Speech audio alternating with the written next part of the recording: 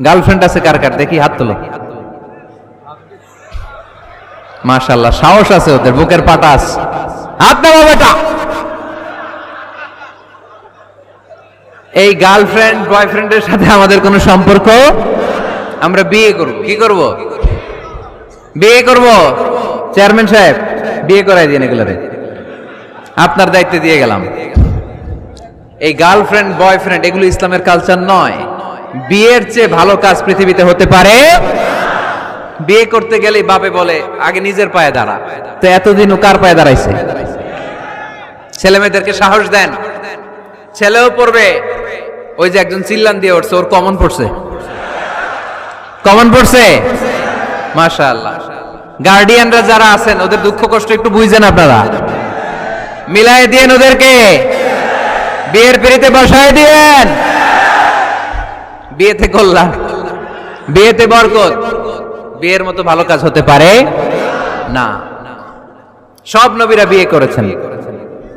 আর নিকাহ মিন সুন্নতি, বিয়ে আমার সুন্নাত। ফামান রাগিবা আন সুন্নতি ফালাইসা মিন্নি, যে আমার সুন্নতকে ভালোবাসে না সে আমার উম্মত হতে পারে না। বিয়েটাকে সহজ করে দেন। যেই সমাজে বিয়ে সহজ ওই সমাজে জিনা কঠিন, তাই না? যেই সমাজে জিনা সহজ ওই সমাজে বিয়ে কঠিন। আমাদের সমাজে জিনা করা সহজ, বিয়ে করতে লাগে 10 লাখ, জিনা করতে লাগে 1000, ঠিক কি না? 10 লাখ টাকা ছাড়া বিয়ে করা যায় না। এটা লাগবে ওইটা লাগবে, এই দাও ওই দাও, মোহর দাও, বিশাল অঙ্কের মোহর। 10 লক্ষ টাকা ধার্য না করলে মেয়ে দিবে না, এরকম আছে না নাই? না, এগুলো আসলে ইসলামিক কালচার না। ছেলের বাবা মেয়ের বাবা উভয়কে আমি বলি বিয়েটা সহজ করে দেন, সহজ করে দেন। ছেলে পড়াশোনা করুক, সমস্যা নাই, মেয়েও পড়ুক, কিন্তু তারা পবিত্রভাবে তাদের সম্পর্ককে মেনটেন করুক, ঠিক কিনা? তাদের এই যৌবনের তাড়নায় যে পাপের সাথে জড়াবে তার পার্সেন্টেজ গুণা বাবা হিসেবে আপনার কাঁধেও আছে না নাই? এজন্য বাবারা সাবধান, মায়েরা সাবধান, বিয়েটাকে সহজ করেন। এই এলাকার যুব সংঘ যারা আছো, তোমরা একটা ক্যাম্পেইন করবা এই মাহফিলের পরে, টাইমলি ম্যারেজ ক্যাম্পেইন।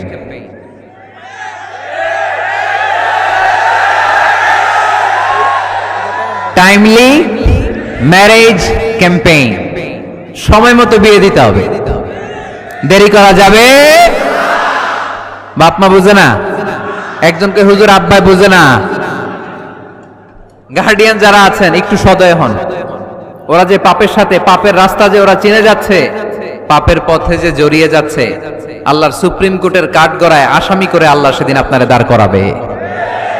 আল্লাযীনা হুম লিফুরুজিহিম হাফিজুন, they guard their privates. মুকদ্দমাতুল হারামে হারাম, এট এ গ্ল্যান্স। একটা নারীর দিকে চোখ পড়ে যাওয়া এটা হারাম না, কিন্তু এই চোখ পড়ার কারণে এটা জেনার দিকে নিয়ে যাবে, এজন্য এটাকেও হারাম করেছে কে? মুকদ্দমাতুল হারামে হারাম। এই নজরটা বড় খারাপ। আর নাযার সাহামুন মাসমুমুন মিন সিহামি ইবলিস, এই নজর হচ্ছে শয়তানের বিষ মাখানো তীরের মধ্যে থেকে একটা ভয়ঙ্কর তীর। এই তীর দিয়ে শয়তান যুবক আর যুবতীদেরকে কাবু করে ফেলে। আমরা শয়তানের হাতে ধরা দিতে চাই না, আমরা বিয়ের মতো পবিত্র বন্ধনে আবদ্ধ হতে চাই, ঠিক কি?